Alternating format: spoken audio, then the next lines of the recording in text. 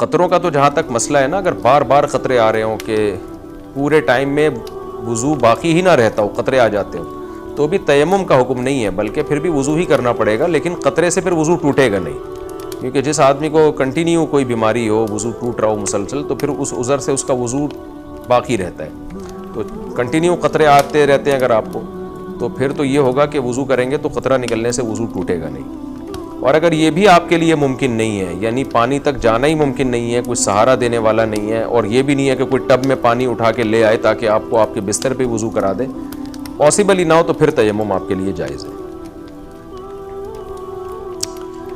ابن سید UAE سے پوچھتے ہیں، میں نے اپنے ساتھ یہ عہد کیا ہے کہ میں اپنی ماہانہ انکم سے 5% صدقہ کروں گا،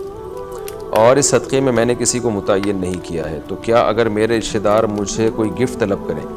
یا میرے رشتہ دار اپنے کسی ضرورت کے لیے مجھ سے پیسے مانگیں، تو کیا ان پیسوں میں سے ان کی ماہانہ مدد یا ان کے لیے کوئی گفٹ خرید سکتا ہوں؟ جی کر سکتے ہیں، کوئی حرج نہیں ہے بھائی اس میں.